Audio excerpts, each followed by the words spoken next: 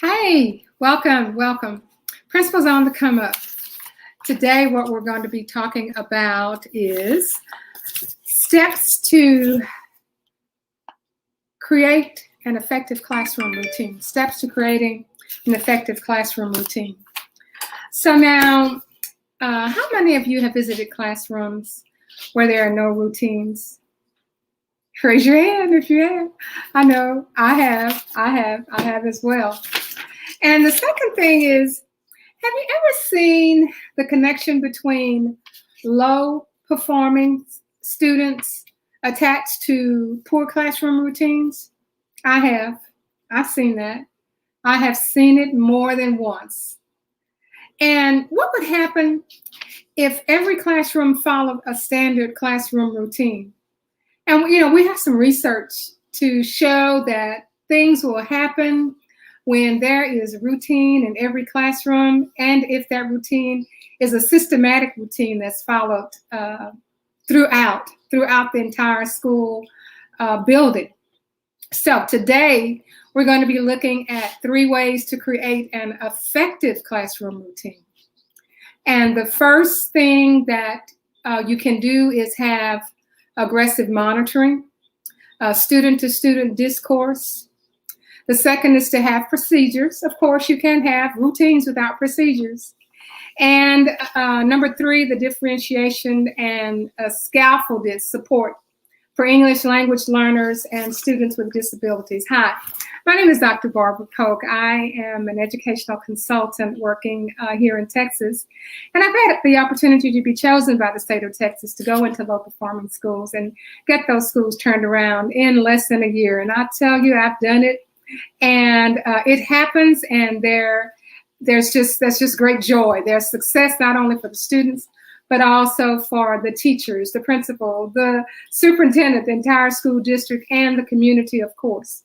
I was also chosen by the Harvard Graduate School of Education to be a part of their Urban School Institute, to go into schools that were low performing, help to get those students out of that low performing status and move them straight on up and out.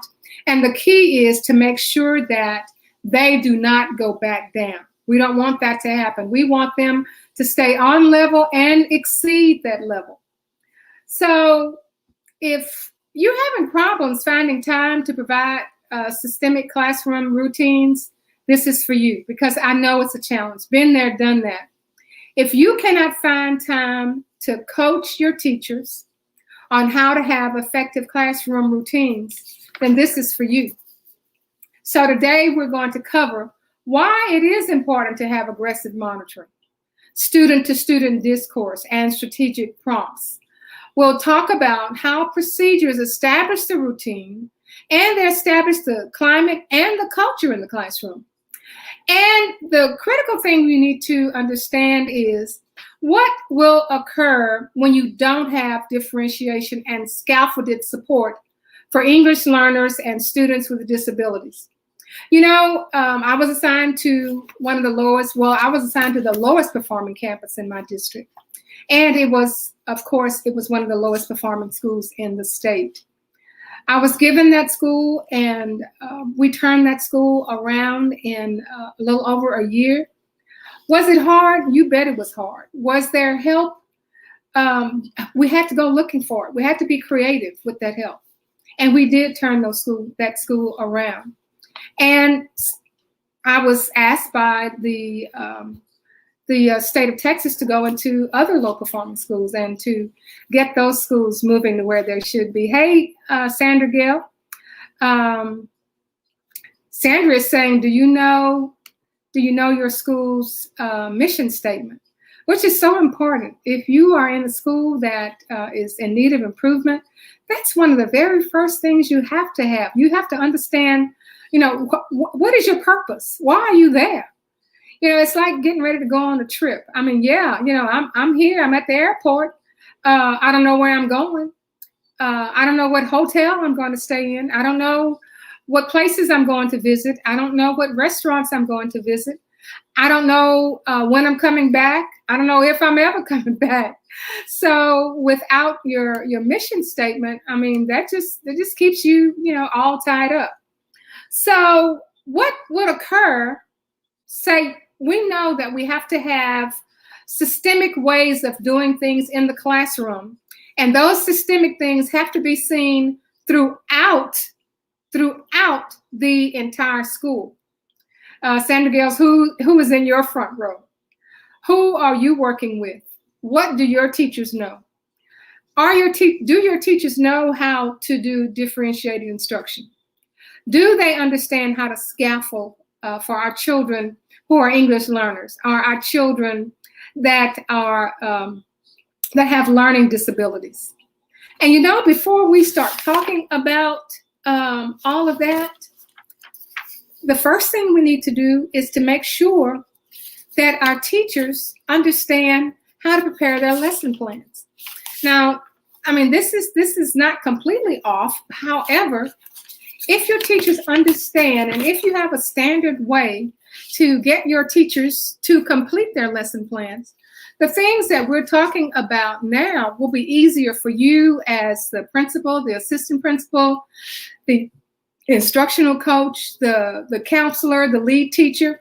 If all of those things are in place when it is planning time, then it'll be very easy for either that teacher who was a new teacher or that veteran teacher.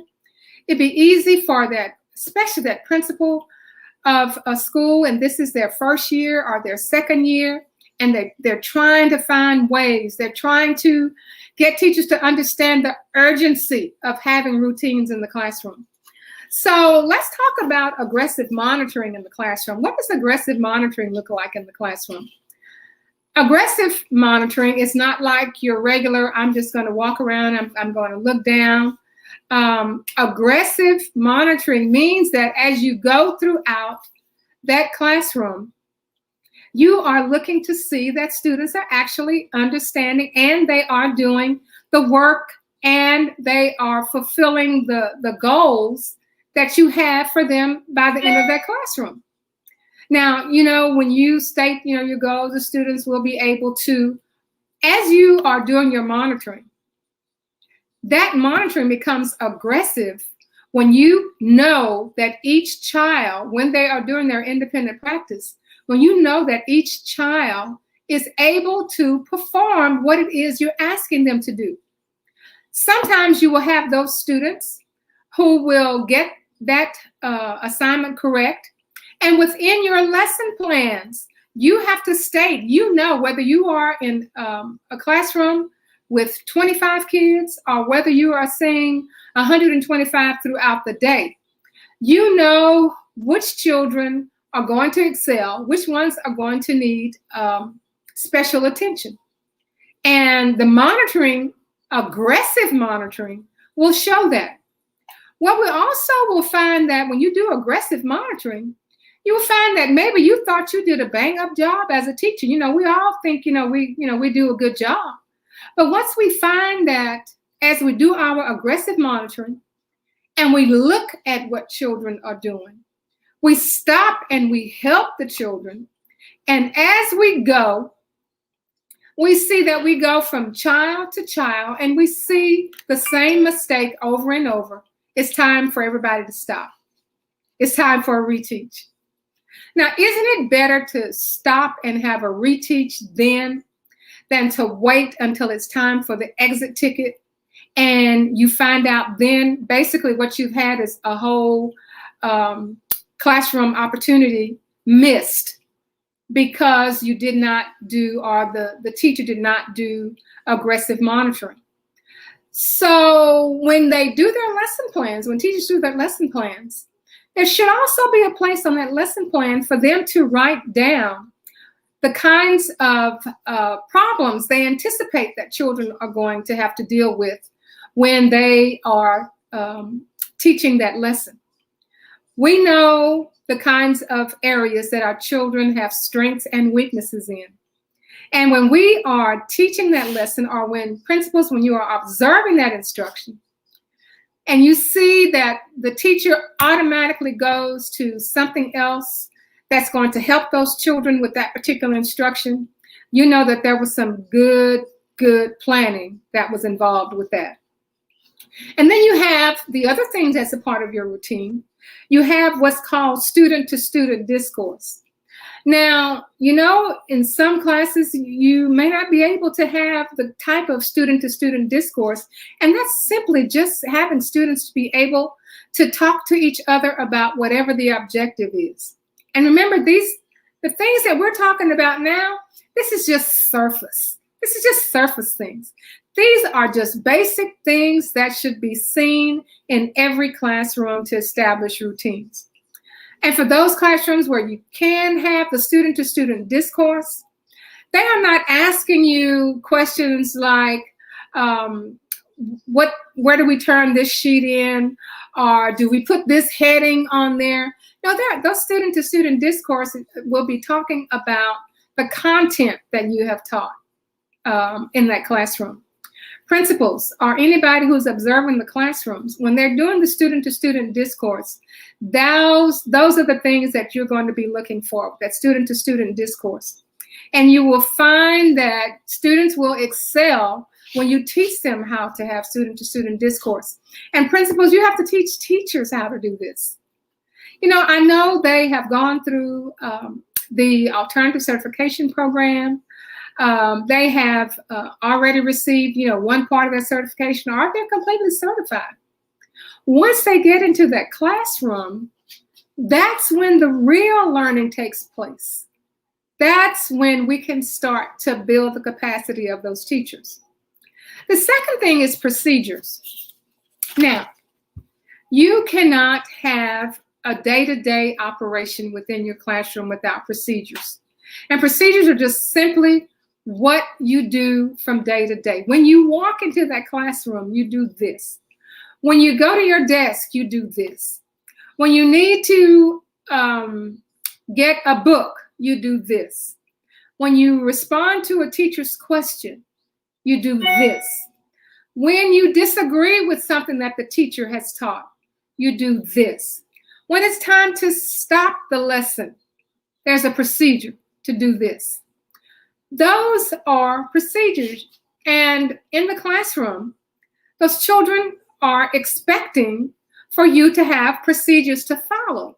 That's like having some rails on the side.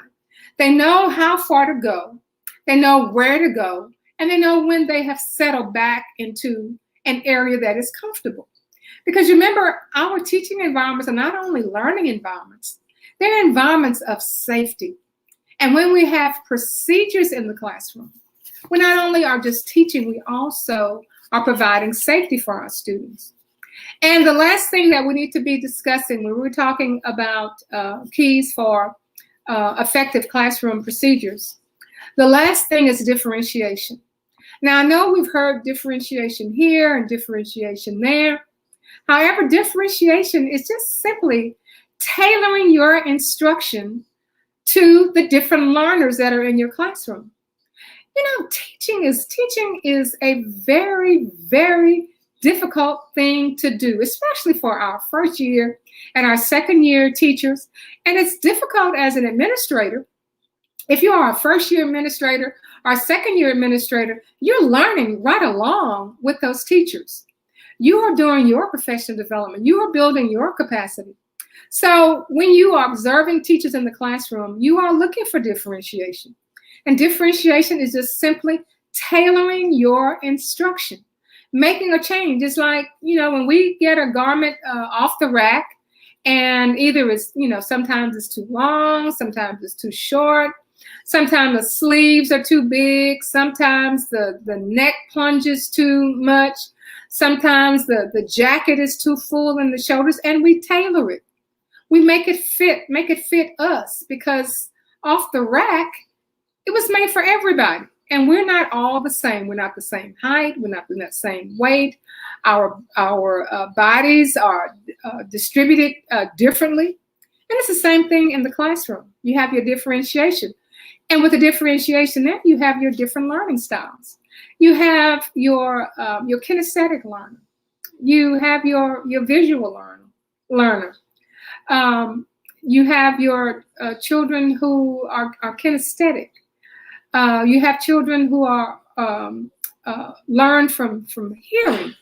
So as the teacher in the classroom and as part of a routine within your lesson plans, you're going to have to teach to differentiate your instruction in order for all of your children to succeed.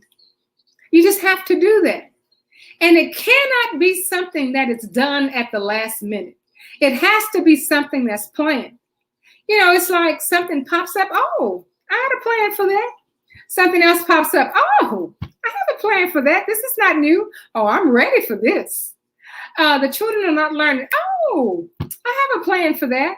And you as the administrator, you as that counselor, you as that instructional coach, you as that lead teacher, you will see how that classroom will flow when that teacher has his lesson plans out and he has anticipated the kinds of problems, or he has anticipated the kinds of different learning styles that he is providing instruction for. And then, of course, you are going to have to scaffold. You're going to have to scaffold for English learners and for students with disabilities. So now when you're scaffolding, which is different from differentiation, when you're scaffolding, your scaffold can look, something like this, okay? Have a scaffold here and a scaffold there. So you have a kid here, and this is where you're trying to get. So this may be your ESL kid, and this may be your SPED kid, okay? And this is where you're trying to get them all to arrive, okay? So that's your scaffold. That's your scaffold. So you are going to help this student with all types of ways that you have been taught to teach children that have ESL needs. So you may have to do more visual. You may have to talk slower. There are certain things that you will do differently for this child. So you're helping them up. You're helping them on up the scaffold. And then you have your child with disabilities. And there are all kinds of disabilities. And you have information about that child. And sometimes, for some reason, we don't all get the same information about that child. But you know that they have certain requirements. And this is your time to scaffold that instruction for that child. And then the purpose is to get them all up to that one spot where everybody understands whatever it is that you are supposed to be teaching that day. So that is your scaffolding. Your scaffolding is different from your differentiation of instruction. So the question was asked earlier, suppose we had effective classroom routines that everybody was experiencing in every classroom. Well, as the principal of a school that was low performing, and as I work with schools throughout the state, for a school that is in need of improvement, or a school where you have a new principal and you have some needs, then it's best for you to be able to have everyone do the same thing in every classroom. That way, when they go into their math class, they know this is the procedure for differentiation. This is the procedure at the beginning of the classroom. They leave the math class and they go to the science class. You have the same, this is the procedure when we start our class. We do our warm up and we do this and we do that and we do that. So when that child knows, and we talked about that, the safety walls. So that child knows that these are the expectations in every classroom. That not only helps the administrator or the instructional coach or the lead teacher or the counselor when they're going in to observe classes. We've all established this is how we're going to do it. Remember, if you are in a school that is in need of improvement, that means that you also have a sense of urgency. As Sandra said earlier, you have to have your mission. Let's see what Sandra says. Know how you got in. Tell the story about the teacher you helped to go from math to English, or from one subject to one she was better suited and didn't realize. Well, yeah, well, that happens. But you won't know if someone is suited to another type of content unless you're in the classroom, unless you're seeing the results of their data, unless you're seeing the results of their exit ticket. And again, I can't say enough, principals, those of you who are observing, when you go to those classrooms, you need to know what the results of those exit tickets are, and make sure that the teacher has already prepared the exit ticket before they have taught the class, and that is in their lesson plans. And then when you meet in your PLCs, everybody is on the same accord. Everybody is following the same system. And Sandra says, and your slow learner is okay. They will get there just at a different pace, and that's okay. Give them time and know their learning style. Don't get the slow learner versus a student that has not mastered due to gaps in the same bucket. Now, that's critical. That's critical. But you as the administrator, or you as the observer of instruction in that classroom, you have to know this. You have to make sure that your teacher is prepared. You have to make sure that your teacher has received the kind of capacity building to be able to even recognize this. You have to do that. You have to do that. I know this. I know this. All of my teachers and my former assistant principals who are now principals, they know this. But it came through hard work. It came through making mistakes. It came through collaborating. As I've taught you earlier, you have to have your teams. Your teams have to be there. Your teams have to support you. There are some administrators who don't want to let go. They believe that they know everything. They don't want to hear from everybody else. They want to receive all the glory. Well, that's not good for children. It's not good for the people who work under you. And when you, as the administrator, if you are allowed to be there for a year or 2 years, and you constantly see that your teachers are leaving, the problem could be you. And it's nothing wrong. I mean, we all learn from our mistakes. We all learn from our mistakes. But it's something that needs to be considered.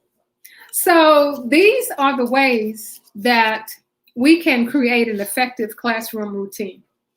If we want to see the change in instruction, we want to see the change in students learning, then the very basic thing is to have effective classroom routines.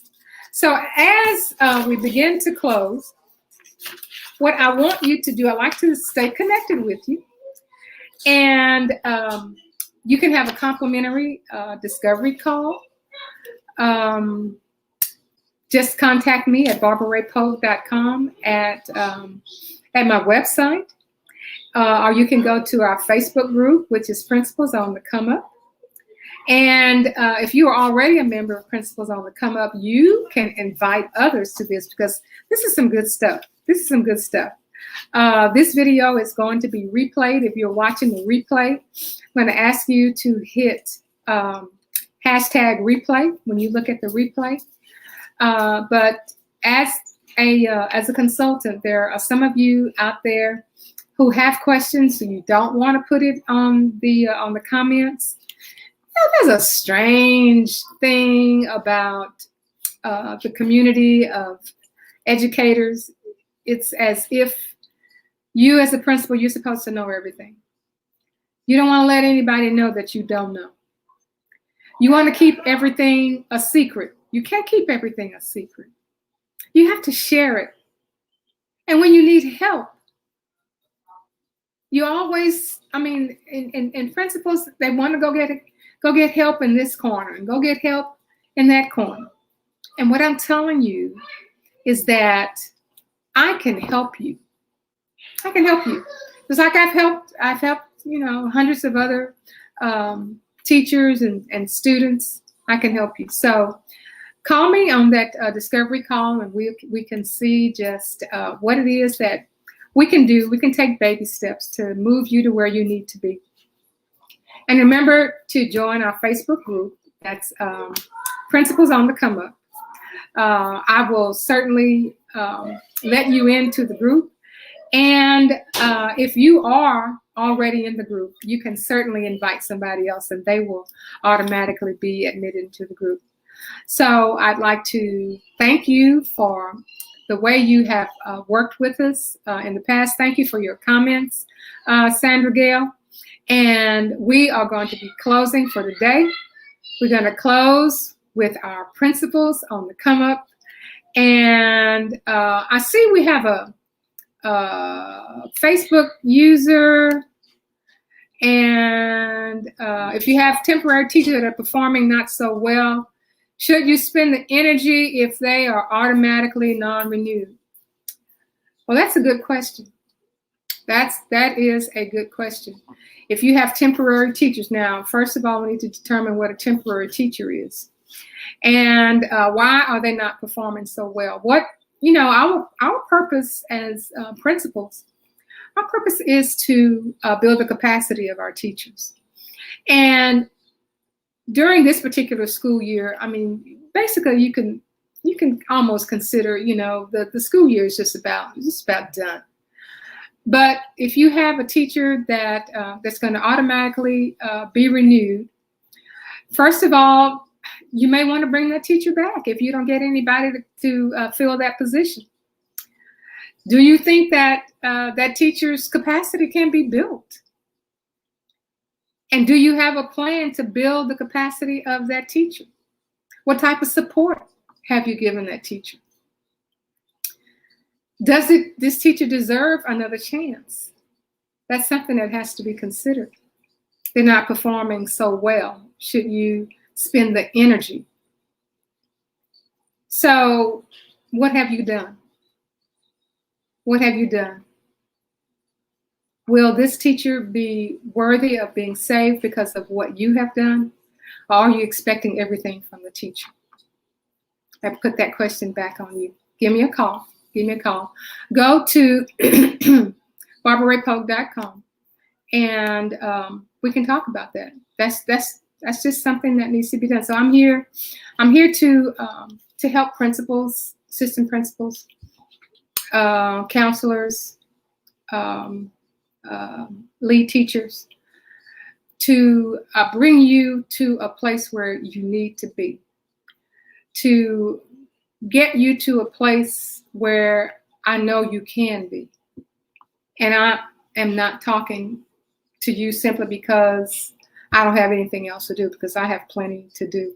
But my purpose in doing what I do is to help you. It's to help you. To make sure that you can get from step A to step B much faster than I did, so that you can help children succeed faster than what I did. And we have a big job ahead of us. As an administrator of a school that was low performing, as an administrator of a school with children of color who were already in poverty and had so many things going against them, they didn't need any other kind of impediment, in the form of an administrator that didn't know what they were doing. But that's what happened. Those were the facts. You had an administrator who was assigned to a low-performing campus, and they just said, go get it done. Get it done, girl. And I did it. Not by myself. I can't do it by myself. You can't do it by yourself. You need to be able to have a team and build that team. And then the team is the one that gets the job done. All right. Thanks for the question. I'm Barbara Polk saying, Principles on the Come Up. We'll see you next Monday at 5 p.m. Have a good evening.